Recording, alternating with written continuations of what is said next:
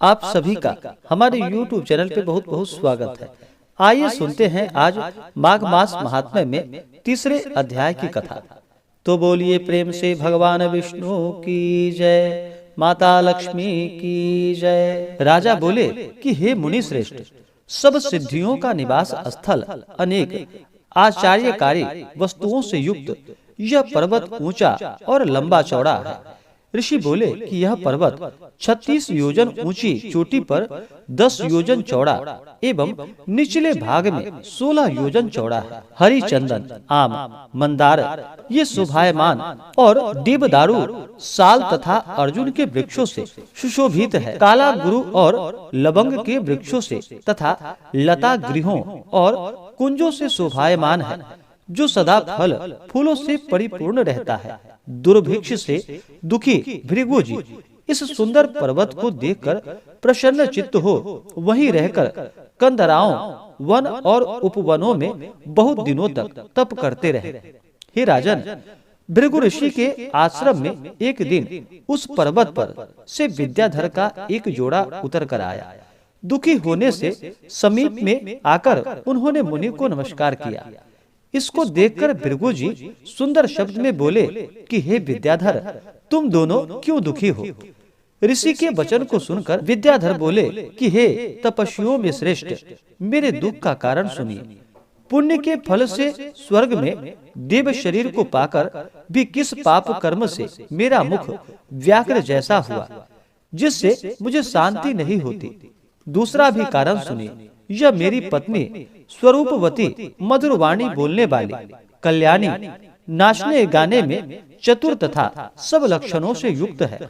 अपने किशोर अवस्था में इसने सातों सुर वाली वीणा को बजाकर मुग्ध भाव से कोकिल कंठ से गाकर गीता रसाभिज्ञ नारद जी को संतुष्ट किया। कुबेर को भी इसने अपने वीणा के बजाने से प्रसन्न किया। इसके वक्र गति, अंग फड़कन से स्निग्ध उसके पंचम स्वर को सुनकर भगवान शिव जी भी रोमांचित हो गए। इसके समान स्वर्ग में दूसरी कोमलांगिनी नहीं है। कहाँ यह चंद्रमुखी सुंदरी स्त्री, कहाँ मैं व्याघ्र मुख वाला मनुष्य। हे ब्राह्मण, यही चिंता मेरे हृदय को सदा जलाती रहती है। वशिष्ठ जी बोले कि विद्याधर के ऐसे वचन को सुनकर त्रिकालदर्शी भृगु जी हंसकर बोले कि हे विद्याधरो में श्रेष्ठ, सुनो। कर्म के विचित्र फलों से ज्ञानवान भी मोहित हो जाता है।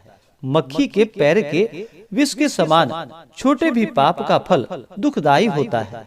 माघ मास की एकादशी के दिन उपवास करके द्वादशी न आने तक ही शरीर में तेल लगाने से तुम व्याघ्र मुख को हुए हो। स्वच्छ एकादशी के दिन उपवास करके द्वादशी को तेल सेवन करने से प्राचीन समय में पुरुरवा राजा को क्रूर शरीर मिला, जिसे देखकर वह बड़ा दुखी हुआ और हिमालय पर्वत पर देव सरोवर के किनारे गया।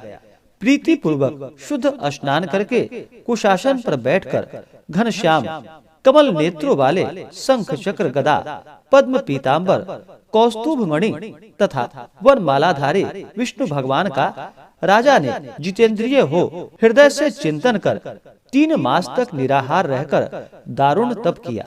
7 जन्मों के तप के बराबर राजा के थोड़े ही चिंतन से भगवान प्रसन्न हो गए। मकर में सूर्य माघ शुक्ल की एकादशी को भगवान ने प्रसन्न होकर अपने शंख से राजा को पवित्र किया और उसके तेल लगाने की याद कराते हुए उसको बहुत सुंदर रूप दिया, जिसके रूप को देखकर देव नारिया उर्वशी उसे चाहने लगे। इस प्रकार स्वरूपवान राजा अपने नगर को चला गया। हे विद्याधर, इस तरह की कर्म गति को जानकर क्यों दुखी होते हो? यदि तुम इस कुरूपता को छुड़ाना चाहते हो तो जल्दी से पुराने पापों को नष्ट करने वाले मणिकूट नदी के जल में माघ में स्नान करो, जहाँ ऋषि, सिद्ध देवता इत्यादि निवास करते हैं। तुमको इसकी विधि बतलाता हूँ। तुम्हारे भाग्य से माघ मास 5वें दिन में ही आएगा। पौष महीने के एकादशी से लेकर के माघ शुक्ल की एकादशी तक महीना भर पृथ्वी पर शयन व निराहार रहकर त्रिकाल स्नान करो।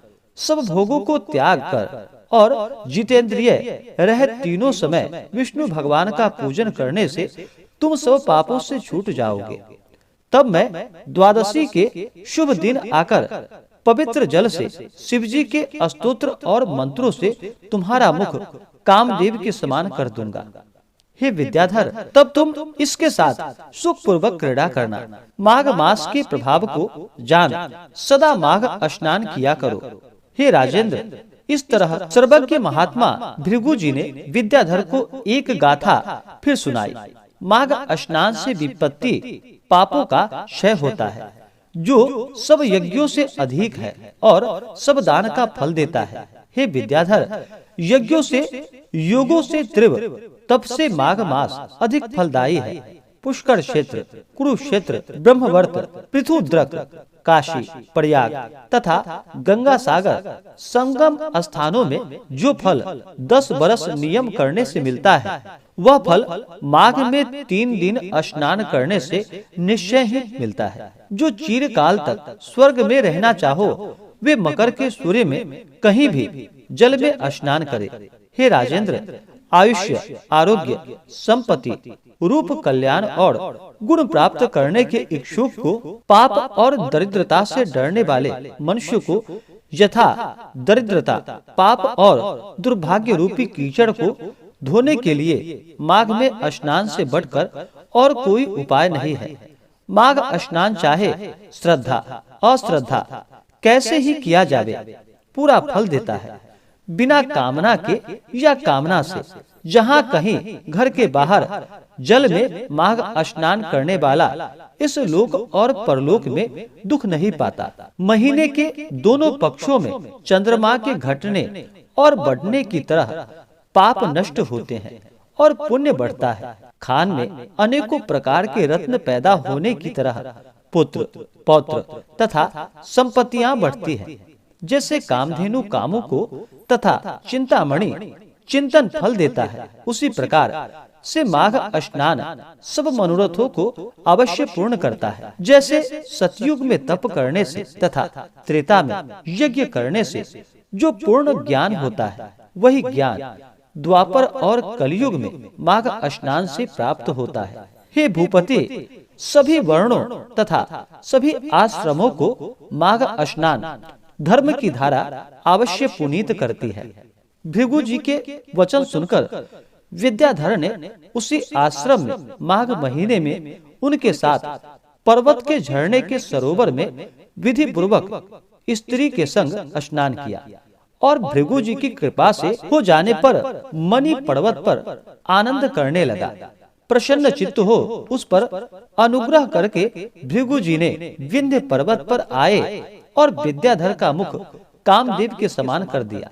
तत्पश्चात भृगु जी विंध्य पर्वत से उतर अपने शिष्यों के साथ रेवा नदी पर आए। माघ महात्म्य संपूर्ण भुवन का शान है। हे राजन, द्विजवर भृगु जी ने विद्याधर से कहा था कि जो नित्य इसे सुनता है और सुनाता है, उसको देवताओं के समान संपूर्ण अभिष्ट की प्राप्ति होती है। इस प्रकार से माघ मास महात्म्य में तीसरे अध्याय की कथा पूर्ण हुई। तो आशा करता हूँ कि जानकारी आपको अच्छा लगा हो। अगर आपने अब तक पिछले अध्याय की कथा को नहीं सुना है, तो हमारे चैनल पे वीडियो अपलोड है। आप हमारे चैनल पे जा करके जो कि पिछले अध्याय कथा को सुन सकते हैं, या आगे के अध्याय को सुनना चाहते हो तो हमारे चैनल पे नए हैं तो चैनल को लाल बटन दबा करके सब्सक्राइब करें, साथ में बेल आइकन घंटी को दबाएं ताकि मेरे वीडियो का नोटिफिकेशन आपको समय से मिलता रहे। वीडियो को लाइक करें, शेयर करें। मिलते हैं फिर अगले वीडियो में, तब तक के लिए धन्यवाद।